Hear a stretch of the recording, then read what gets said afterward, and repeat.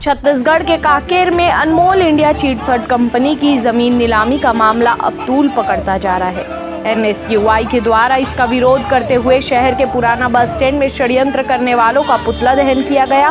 कार्यकर्ताओं का कहना है कि न्यायालय के आदेश के बाद निवेशकों को राशि लौटाने के लिए 11 अप्रैल को अनमोल इंडिया चिटफंड कंपनी की जमीन नीलामी के लिए बोली लगाई गई, जिसमें रिंग बनाकर बोलीदारों ने बोली लगाकर कम दाम में जमीन हड़पनी चाहिए। रिंग बनाकर खरीदी का खुलासा और निजी होटल में बैठकर बनाई गई रणनीति की जानकारी प्रशासन को लगते ही जांच उपरांत उक्त 2 जगहों की जमीन को निरस्त कर दिया गया है।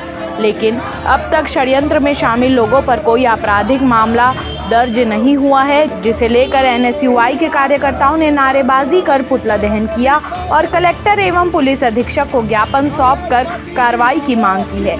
मुख्य रूप से वरिष्ठ कांग्रेसी लतीफ मेमन, एनएसयूआई जिलाध्यक्ष सुमित राय, एनएसयूआई प्रदेश सचिव आयुषी मिश्रा, आईटी सेल जिलाध्यक्ष अमन गायकवाड़, अमित साहू, प्रिया टांडिया, बस्तर संभाग संयोजक हर्षराज ठाकुर, तारस सिन्हा, फैजल खान, कुशल टंडन, शहबाज खान, साहिल पांडे एवं अन्य कार्यकर्ता उपस्थित रहे। कांकेर से विप्लव कुंडू की रिपोर्ट। अनमोल चिटफंड कंपनी के द्वारा कुछ दिन पहले ऑक्शन हुआ है, जिसे करोड़ों के संपत्ति को कौड़ियों के दाम खरीद कर वो किया। और हमारे जो मुख्यमंत्री हैं माननीय भूपेश बघेल जी द्वारा जो पूरे छत्तीसगढ़ में जितने भी चिट कंपनी है उनमें स्टे लगवाकर उनकी संपत्तियों को ऑक्शन करवा के जितने भी गरीब परिवार किसानों के पैसा को वापस लौटाने का वादा किया था और वादा कर भी रहा है। और उसमें कुछ अभी पूंजीपतियों के द्वारा जो ऑक्शन में मिली जुली भगत बना के इन्होंने संपत्तियों को जो हड़पने की कोशिश किया है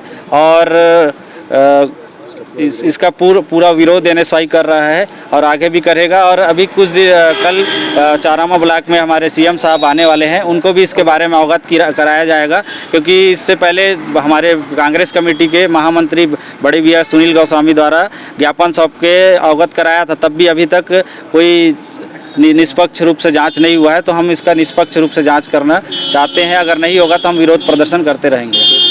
ऐसे रिंगबाजों के द्वारा कड़ी से कड़ी कार्रवाई और 420 का मामला दर्ज होना चाहिए और कड़ी से कड़ी कार्रवाई करना चाहिए।